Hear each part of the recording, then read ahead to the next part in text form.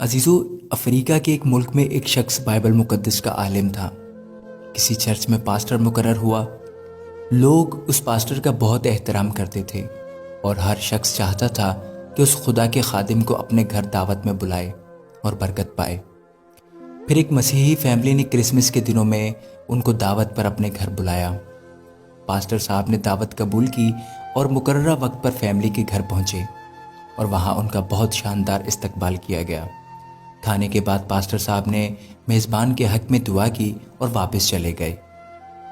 میزبان شخص کی زوجہ نے پاسٹر کے جانے کے بعد مہمان خانہ کی صفائی ستھرائی کی تو اسے یاد آیا کہ اس نے کچھ رقم مہمان خانہ میں رکھی تھی، لیکن بہت تلاش کے باوجود وہ رقم اس عورت کو نہیں ملی، اور اس نے اپنے شوہر سے پوچھا کہ کیا تم نے وہ رقم لی ہے؟ شوہر نے جواب دیا نہیں، اور پھر اس نے یہ بات شوہر کو بتا دی کہ پاسٹر کے علاوہ کوئی دوسرا فرد ہمارے گھر نہیں آیا اور ہمارا بچہ بھی دوسرے کمرے میں تھا، اور جھولے میں رہنے والا اتنا چھوٹا سا بچہ چوری نہیں کر سکتا۔ بالآخر دونوں اس نتیجے پر پہنچے کہ رقم پاسٹر صاحب نے چوری کی ہے، اور یہ سوچتے ہوئے میزبان کے غم و غصہ کی انتہا نہ رہی کہ ایسا کیسے ہو سکتا ہے کہ ہم نے انہیں اتنے عزت و احترام کے ساتھ اپنے گھر میں بلایا اور انہوں نے یہ غلط کام کیا۔ اس شخص کو مسیحی قوم کے لیے نمونہ عمل ہونا چاہیے تھا، نہ کہ چور ڈکیت۔ غم و غصہ کے باوجود اس شخص نے حیا کے مارے اس بات کو چھپا لیا، لیکن دل ہی دل میں نفرت رکھتے ہوئے پاسٹر سے دور دور رہنے لگا تاکہ سلام دعا نہ کرنی پڑے۔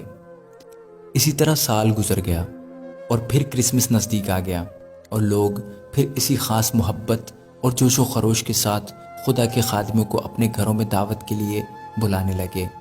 اس شخص نے اپنی زوجہ سے پوچھا کہ ہمیں کیا کرنا چاہیے، پاسٹر صاحب کو گھر بلائیں یا نہیں؟ زوجہ نے کہا بلانا چاہیے، کیونکہ ممکن ہے مجبوری کے عالم میں انہوں نے وہ رقم اٹھائی ہو۔ ہم انہیں معاف کر دیتے ہیں تاکہ خدا باپ بھی ہمارے گناہوں کو معاف کرے۔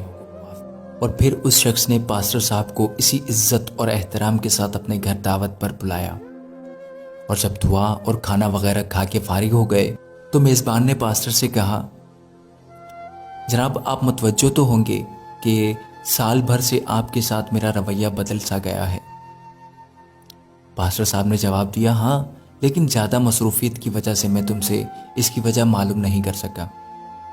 میزبان نے کہا معافی چاہتا ہوں، میرا ایک سوال ہے اور مجھے امید ہے آپ اس کا واضح جواب دیں گے۔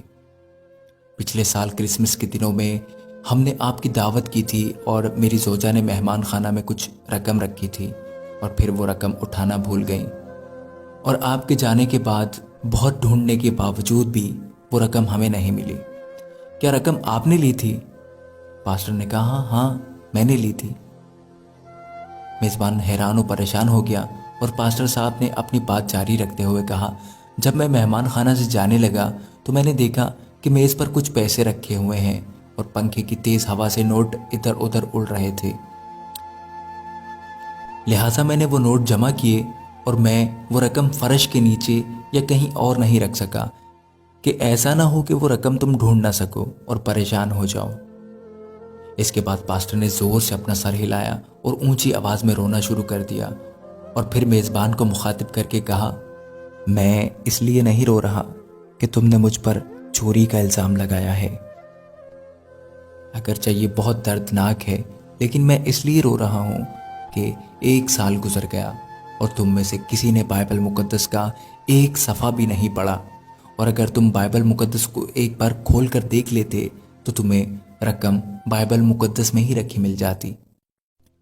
یہ سن کر میزبان بہت تیزی سے اٹھ کر بائبل مقدس اٹھا کر لایا اور جلدی سے کھولا، اور اس کو مکمل رقم بائبل مقدس میں رکھی ملی۔ عزیزو، یہ بات میں کسی پر تنقید کرنے کے لیے نہیں کہہ رہا، لیکن یہ بھی سچ ہے کہ بعض مسیحی لوگوں کا یہ حال ہے کہ سال بھر میں ایک دفعہ بھی بائبل مقدس نہیں کھولتے اور اپنے آپ کو سچا اور حقیقی مسیحی سمجھتے ہیں۔ عزیزو، میں دعا کرتا ہوں کہ خداوند ہم سب کو کلام مقدس کو پڑھنے اور اس کو سمجھنے اور اس پر عمل کرنے کی توفیق عطا فرمائے۔ آمین۔ God bless you all.